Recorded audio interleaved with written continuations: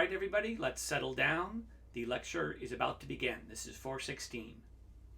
Hi, everyone. I'm a little bit trepidatious about being projected on the big screen in 108, but this is my office, and I will be delivering the lecture here on Ladybird and on the character-driven screenplay. Also, in this video, you may notice discontinuities in my wardrobe and my general appearance as I construct this lecture over different days and at different times.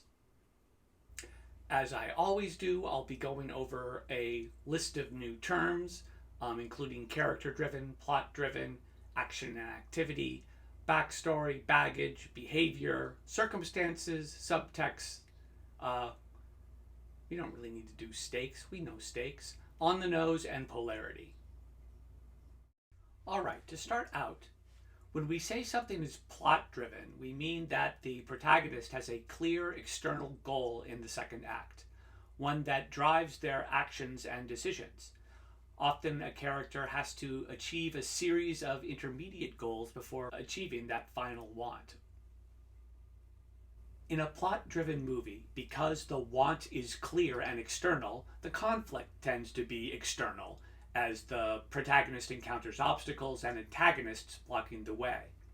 They may make a number of attempts to solve their problem that fail before finally finding a solution.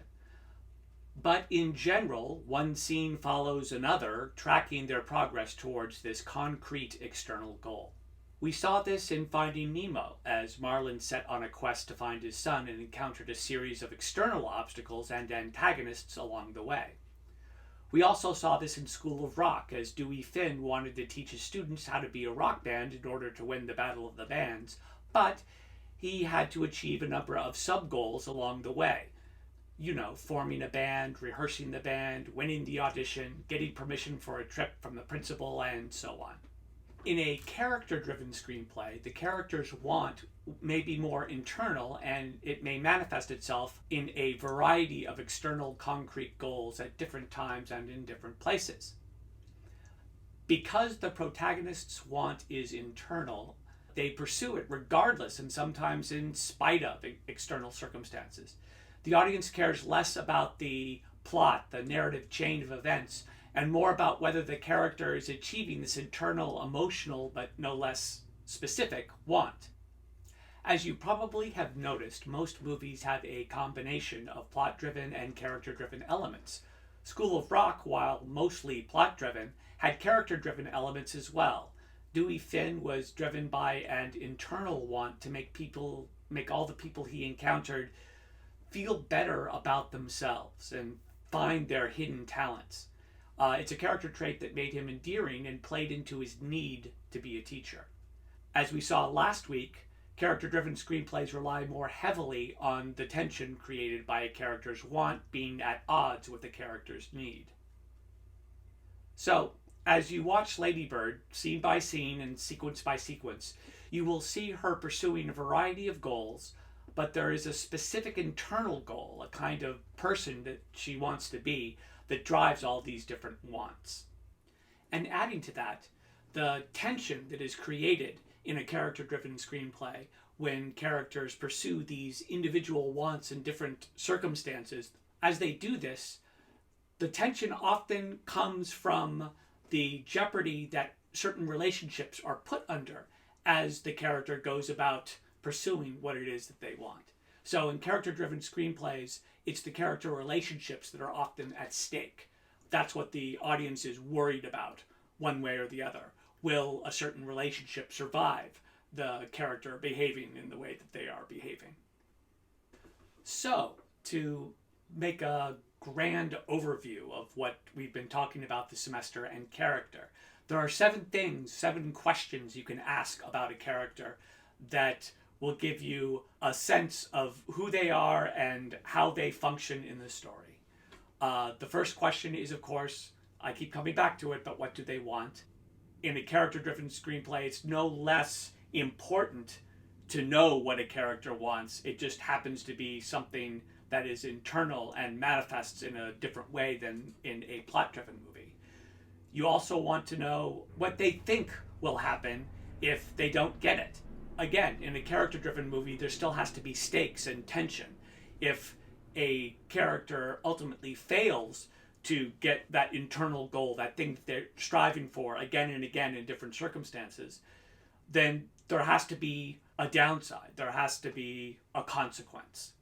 Next, of course, we ask what they need, and that is just as important in a character-driven screenplay, because the need will determine character arc and character change. And it becomes very important to ask, what is their block? What is the flaw that's blinding them to achieving their need as opposed to their want? You want to know what their picture of happiness is, because that picture of happiness often defines that inner want that's driving them in scene by scene. And you want to ask yourself, when you're writing your screenplays, what is the worst thing that could possibly happen to my character in their world? Because you want that very thing to happen at some point in the screenplay, probably at the time of the character crisis, when they finally have to change, when finally the pain of not changing is more than the pain of actually facing their need.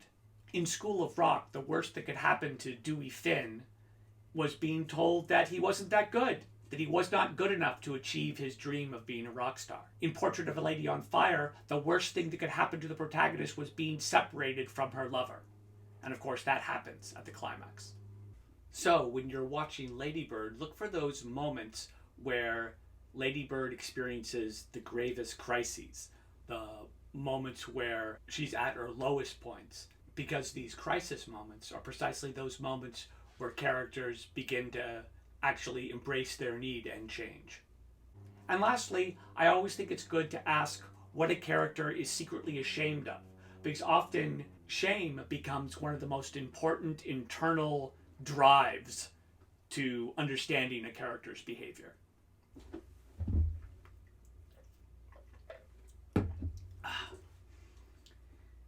In general, when I talk about character, I'm talking about those internal elements of a personality that help us predict how they, the characters, are liable to behave in the future. We see it in the kinds of behavior they engage in when under stress or when faced with conflict. Then we start to anticipate how they will behave in future situations, and this anticipation creates tension. So again, everything is related to tension or comes back to tension and audience engagement. For example, we get a glimpse of Roger Thornhill's character when, at the beginning of the movie, he play acts and fools a man into giving up a taxi. Later, his cavalier attitude to getting kidnapped lets us know how he will react to threats and jeopardy in the future. When I talk about characterization, I'm talking about the external details of look, costume, props, and mannerism that help the audience understand who a character is and how they fit into their world. For example, in Portrait of a Lady on Fire, Marion comes to the island with only the clothes on her back, 2 canvases, and her painting supplies. This tells us a lot about who she is, her social class, and how she makes a living in the world. We also get a sense of her from her manner, which is very formal and circumspect. That tells us a little about the society that she's meshed in.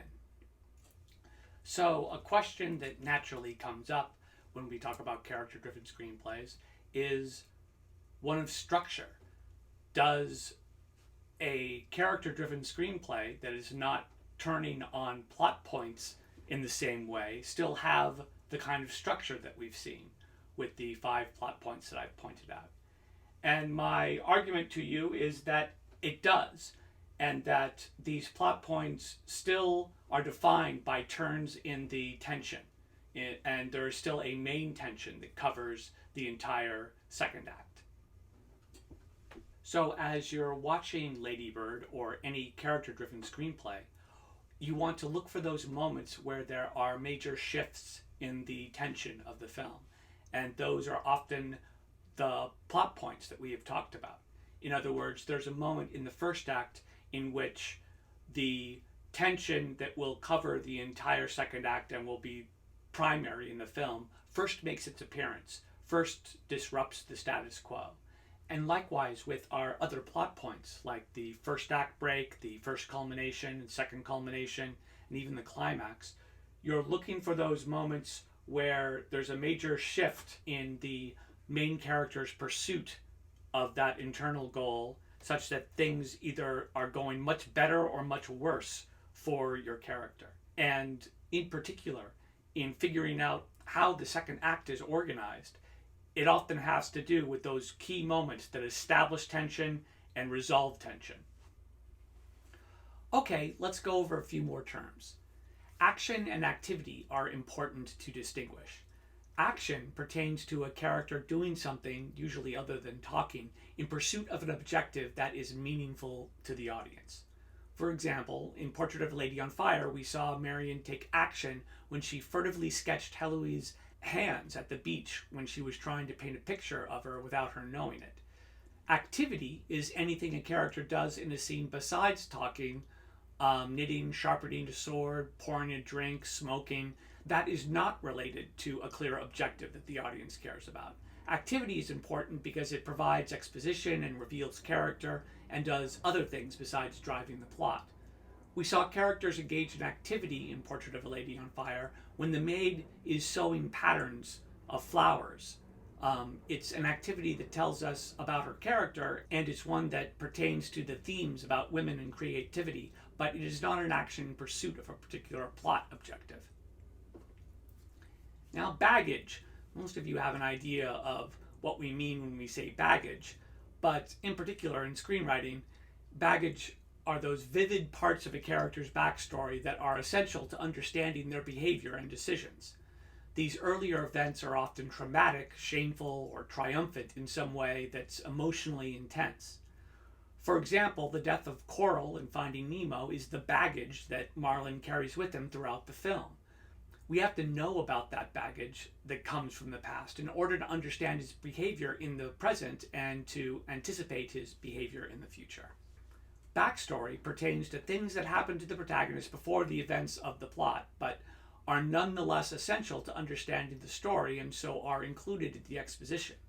As with all exposition, you want to include only the minimum effective dose. Just give us hints and glimpses of what happened before the story started. Information that is necessary for the audience to participate emotionally in the story, but no more than that. For example, in Portrait of a Lady on Fire, we learn about the death of Heloise's sister, and this helps us understand the stakes of the unfolding love affair, that the arranged marriage is a life or death situation. But we don't get a lot of detail about the sister, her relationship to Eloise, or the ultimate answer to the mystery of whether she killed herself or not. This is because the writer-filmmaker is only giving us the backstory information we need to understand the intensity of the love affair. In fact, Portrait of a Lady on Fire is interesting in its utter lack of significant backstory for its characters. We really only know them in the context of how they behave in the frame of the story, and don't get a lot of insight to what happened outside of it. Wow, I'm talking really fast. Let's slow down and take a beat. Circumstances. Circumstances are all the things that a character cannot change about themselves or their world. So action and character change occur within the limits of a character's circumstances. Again, in Portrait of a Lady on Fire, the time period and the attitudes towards women and the lack of freedom for women are all the given circumstances of the character's world. They have to find solutions and ways of coping and accept those elements they cannot change. Subtext I talked about last week, and I'm not sure why it's on the list this week, except in comparison to on-the-nose dialogue. On the nose refers to dialogue in which characters say exactly what they are thinking or feeling in order to drive the plot. This kind of dialogue is often dull and not lifelike, because people in general don't say what they mean. On-the-nose dialogue is avoided by the use of indirection and subtext. Indirection is just a storytelling technique in which something is implied rather than stated outright or shown explicitly. In Portrait of a Lady on Fire, when Marianne tells Eloise what she usually says to her models as they sit for her, and she says, "I tell them you are very pretty," she is telling Heloise how she feels about her in an indirect way. However, that said, characters will say exactly what they mean at times of high stress, conflict, or intense connection. However, these moments are often special breakthrough moments that happen once or twice during a movie. In general, you want to avoid them. Now, polarity is a term that usually pertains to individual scenes but could also pertain to sequences. An individual scene usually begins with one tone, mood, or level of conflict and ends with the opposite. It may begin light and optimistic but end dark and cynical. The polarity of a scene often indicates how much has changed within the scene, and you want things to change. If things are the same at the beginning of the scene as they are at the end, then you've just had a scene of, for instance, people talking and delivering exposition or telling the audience things that the screenwriter wants them to know. Scenes with little or no polarity often have little tension or a weak objective. As you will see, the opening scene of Ladybird is a perfect example of scene polarity. It begins with a happy mood and affinity between the characters, in other words, positive, and it ends in an angry mood and high conflict between the characters, in other words, negative. And if I haven't formally defined stakes, I'll do it now. Stakes in gambling are how much money you have riding on the outcome of a particular situation. Stakes in screenwriting is the emotional investment of the audience in the protagonist getting what they want or not. The stakes are raised when some new element or incident is introduced such that the audience can imagine things turning out a lot better or a lot worse for the protagonist or for characters in the movie. With higher stakes, the audience is emotionally more invested in the outcome of the story. Now, it's key to differentiate the stakes of the characters and the stakes for the audience. Just because the external stakes for a character are high doesn't mean they are high for the audience. The objective stakes for the character could be the end of the world, but if the audience doesn't empathize with the characters and their emotions, the stakes of the movie, as we've defined them, are actually pretty low. Likewise, or conversely, the objective stakes of a situation may be low. For instance, whether two women have a love affair or not, or whether a young woman's relationship with her mother survives adolescence, for example. But if the audience's empathy is high and the emotions of the characters are deep, the stakes will feel high for the audience. So, when watching Ladybird, look for those character moments in the script, moments that don't necessarily advance the plot, the character taking action towards some particular goal, but instead reveal something essential about a character relationship so that we care more deeply about it. The stakes and tension in a story are determined ultimately by how much we care about the characters and what may or may not happen to them. So a specific beat or scene may not feel directly connected to a narrative chain, but at the same time, it deepens our engagement with the story.